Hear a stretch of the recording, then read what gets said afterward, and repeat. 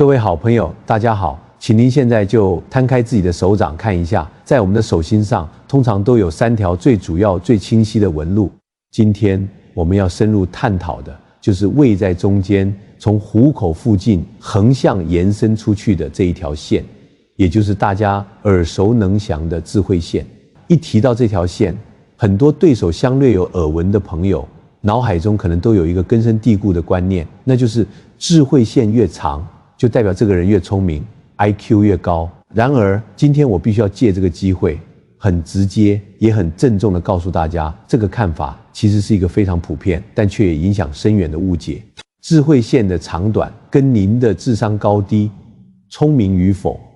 并没有最直接的关联。那么它到底代表什么呢？它真正反映的是您的思维模式，您这个人考虑事情的方法论。说得更白话一点，它不是在测量您大脑这部机器的性能有多强大，而是在揭示您这部机器的作业系统是怎么运作的。搞懂了这个最根本的区别，才是看懂智慧线的真正钥匙。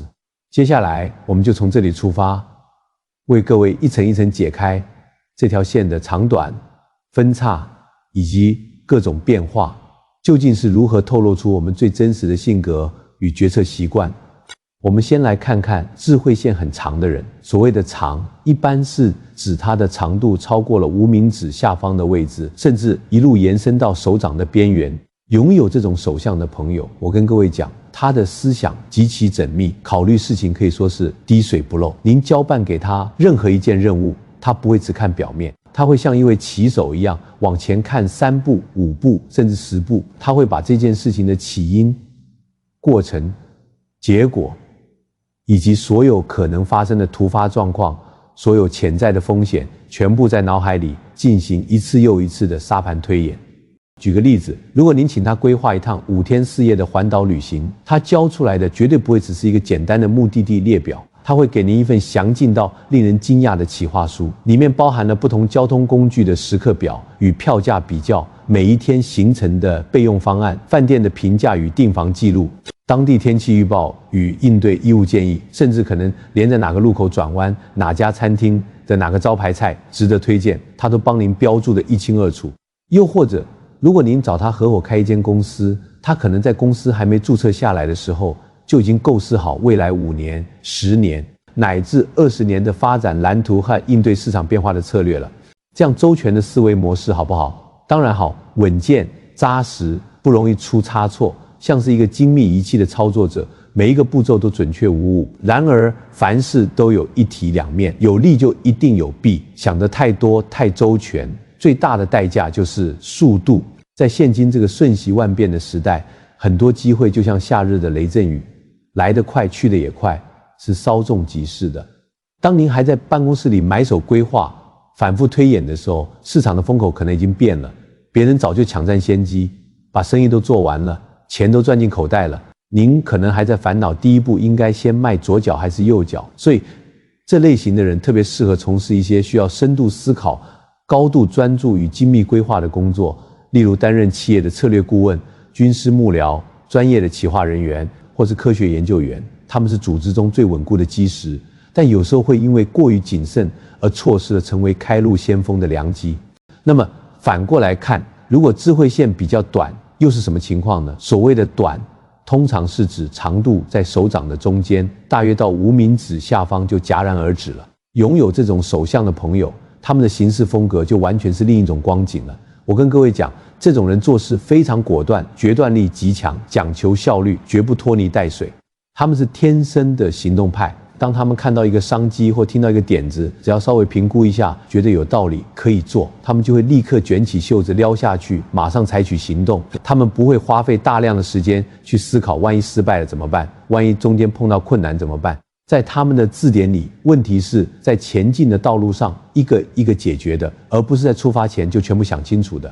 先做了再说。这种人充满了冲劲与执行力，你把他放在第一线的业务单位、市场开发部门，他绝对是一员能够冲锋陷阵的猛将。当然缺点也同样明显，冲得太快有时候就难免忽略了细节，考虑不够周全。他们可能会因为一时的热情，没有仔细看清楚合约里密密麻麻的小字条款就草率签名，也可能因为过于乐观，没有对风险进行全面的评估，就把大笔资金投入一个新的专案，这就导致了他们的人生轨迹很容易出现大起大落的现象。因为行动力强，他们爬得很快，能够迅速抓住机会，站上高峰，但也是因为考虑不够周详，有时候摔跤也会摔得特别惨。说到这里，我想各位朋友应该都明白了，智慧线的长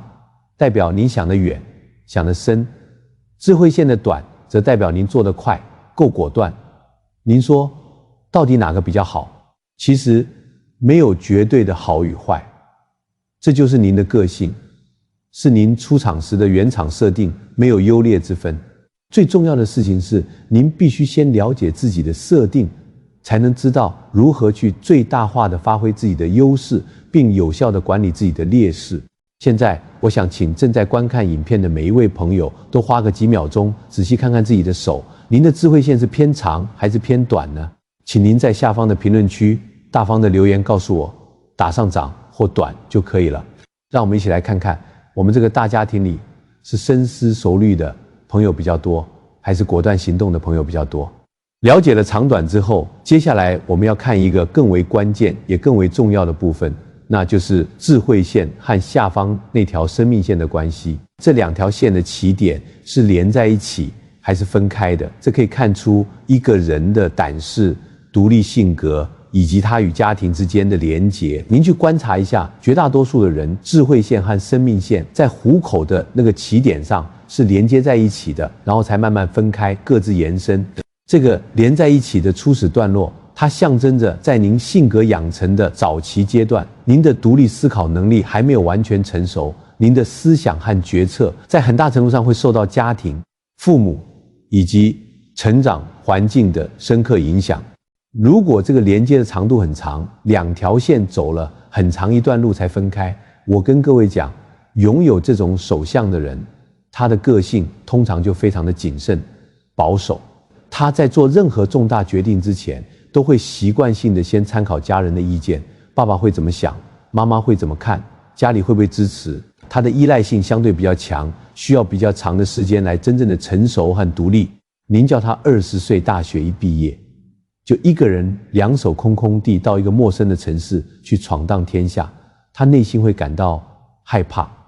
他会不敢，他需要一个保护伞，需要有熟悉的人带着他一步一步往前走。这类型的人比较倾向于循规蹈矩，按部就班，他们会选择走一条最多人走的路，因为那条路在他们看来感觉最安全、最可靠。好处是什么？就是非常稳当，不容易走错路，人身风险比较低。那坏处呢，就是相对缺乏开创性和冒险精神，比较保守，不太容易在体制外开创出一番新的事业。但是另外一种人就不得了了，他的智慧线和生命线在起点的地方就是完全分开的，两条线之间有着明显的空隙。我跟各位讲，这种人胆子非常大，天生就带有反骨精神，敢闯敢拼，敢为天下先。为什么会这样？您看这个乡里就很有意思了，人文是他的思想，地文是他的根基，他的家庭，这两者一分开就代表他的思想从很早期开始就不受家庭环境的束，他很早就建立了自己独立思考的能力，非常有自己的主见。这种人你把他丢到世界上任何一个陌生的地方，他都有办法生存下来。就算你把他丢到美国，他一句英文都不会讲，你放心，可能不用半年，他已经在那边想办法开个小店做起生意来了。他的胆子就是这么大，在他的世界里似乎没有什么是不可能的事情。这种人就是标准的创业家性格、冒险家性格。他非常不喜欢被人家管束，不喜欢按照别人制定的规矩走。他的人生信条是，如果没有路，那就自己创造一条路。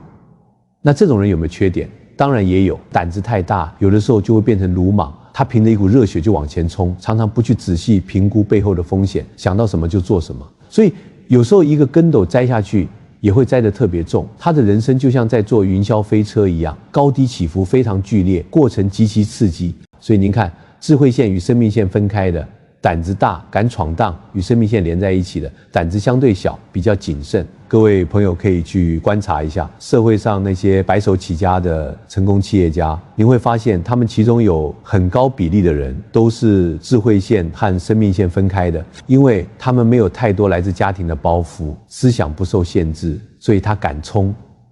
敢拼。而那些在大型机构、公家单位里做得非常稳健，一步一步晋升到高阶主管的人，很多都是智慧线和生命线连接得很长的，因为他们非常懂得遵守体制内的规则，善于在既有的架构下生存与发展。所以我们又回到了原点，没有绝对的好与坏，对不对？这一切都只是反映了您的个性，您是适合在江湖上闯荡，开创自己的事业，还是在一个稳定的体制内稳扎稳打，发挥您的专长。从这个小小的细节上就能看得非常清楚了。当然，智慧线的变化还不仅于此，我顺便再跟各位补充讲解几种常见的情况。有一种情况是智慧线在走了一半之后，它分叉了，这个就非常有意思了。如果它分叉成2条，其中一条继续水平地走，而另外一条往上翘到小指头的下方，在手相学里，小指头下方的那个掌丘，我们称之为水星丘。水星丘代表了什么？它代表了商业、口才、机智和沟通能力。所以当智慧线的支线朝着水星丘上翘时，就意味着这个人的思想模式非常务实，很有商业头脑，对于赚钱这件事情有着特别敏锐的直觉。他思考任何事情最终都会绕回到一个核心问题上，这个东西能不能变成钱。所以这种手相的人通常很会做生意。那如果另一条岔路是往下走的呢？往下弯到手腕上方，靠近手掌外侧的那个区域，那个地方叫做月丘。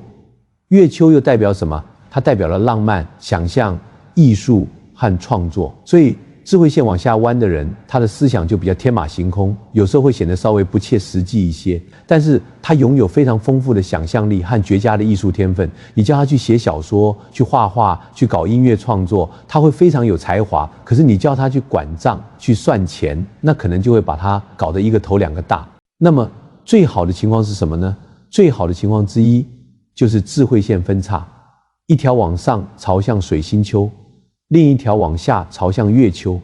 哎呀，如果您是这种手相，那真的要恭喜您了，这个组合就不得了了。这代表这个人能够将理想与现实完美的结合，他既有商人的精明头脑，知道如何赚钱，如何将价值变现，同时他又有艺术家的浪漫情怀，懂得如何品味生活，享受过程。这种人既能赚钱，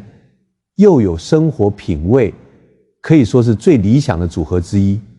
他的人生通常会过得非常精彩丰富。还有一种情况是各位朋友需要特别注意的，就是您的智慧线上如果出现了一个像小圈圈一样的纹路，在手相学上我们称之为倒纹。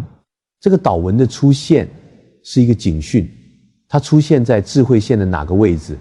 就代表您在相对应的那个年龄段思想上会出问题。什么叫做思想出问题？就是在那段时间您很容易想不开，钻牛角尖，精神无法集中，思绪非常混乱。在那个状态下，您可能会做出很多错误的重大决定，或者说您整个人的精神状态会非常不好。所以如果您看到自己的智慧线上出现了倒纹，就要特别小心。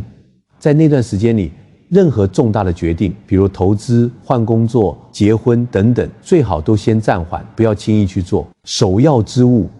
是先想办法让自己的心安定下来，找回内在的平静，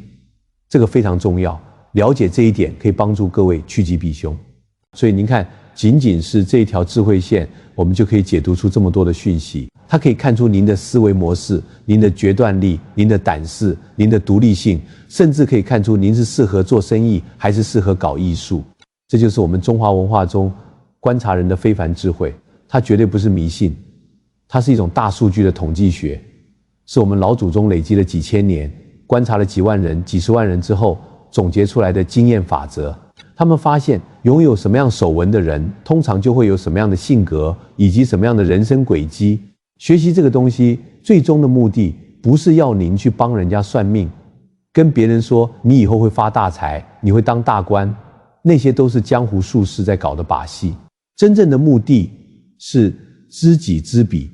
首先是知己，了解您自己。当您知道了，原来我的智慧线是短的，那我就是个行动派。那您就要时常提醒自己，在做重大决定的时候，不能只凭一股冲动，要多找几个智慧线长的朋友来帮您看看，听听他们的意见，借助他们的周详来补足自己考虑不周的缺点，对不对？如果您发现我的智慧线跟生命线连得好长，代表我很保守谨慎。那当您想要创业的时候，您就要意识到，您需要一个胆子大的合伙人，在关键时刻能推您一把，不然您可能光是想就想了10年，公司都还没开起来。这就叫做知人善任，了解自己，也了解别人，然后把每个人都放在最适合他的位置上，让团队的力量最大化。这才是易经的智慧，才是像学的最高境界。我们的目的不是去消极的预测未来，而是要积极的去创造未来。所以今天节目结束之后，各位朋友也可以观察看看您身边的亲人朋友的手，不要急着去跟他断言他未来会怎么样，而是去印证，去观察一下那位智慧线很长的朋友是不是真的凡事都想得特别多，那位智慧线跟生命线分开的同事是不是胆子真的特别大。当您印证的越多，您这个识人的功力就会越深，以后您看人可能看一眼大概就知道他是什么样的料子，您应该用什么样的方式跟他相处，跟他合作。这个智慧无论在您的生活上事业上对您的帮助都会非常非常巨大。请各位务必记住，智慧线看的不是智商，而是您的思想模式，它就是您这个人的人生使用说明书，把这个核心观念建立起来。那今天各位就没有白白花时间了。如果今天的分享让您对自己或对手相学有了新的认识与启发，请不要忘记帮看老师按个赞。非常感谢各位的收看，我们下次再见。